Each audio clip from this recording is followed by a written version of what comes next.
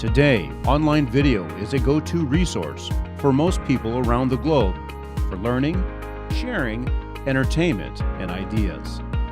Communities of people bound together by their shared interest and passion in technology, medicine, and science are looking to video to engage one another in new ways. There's no substitute for listening to someone tell their story about their science. When someone talks to me about their project or shows me the instrumentation that they've used to carry out an experiment or shown me an experiment, I really remember it better, I enjoy it more, and I think it contributes more to my learning. Well, surely the internet has revolutionized education, not only in the classroom, but in the laboratory.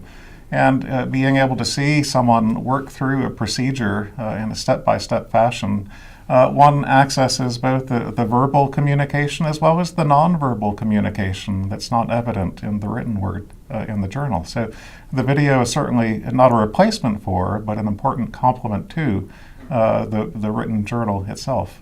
There's never been so much emphasis on rigor and reproducibility in science and in the ability of people to reproduce results in papers.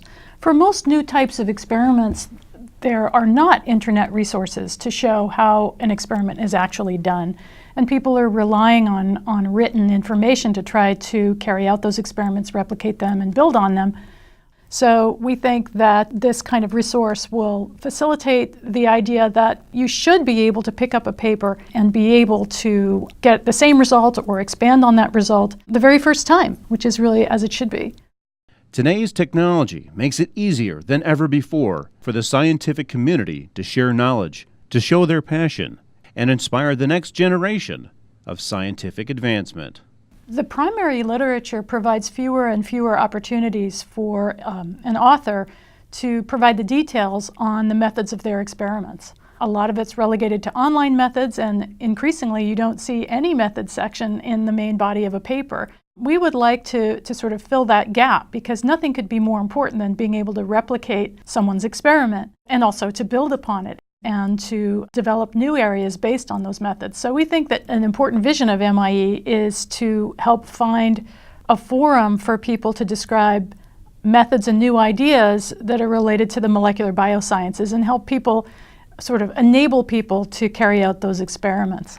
The addition of video to a Methods in Enzymology article need not be unduly burdensome. It might be as minor as the call out to figures in an article. One might refer, instead of to figure 1, to video 1, where you would have 30 seconds of a video watching a particularly tricky procedure that might be hard to document with still pictures and a figure, and even harder still with just written words on the page.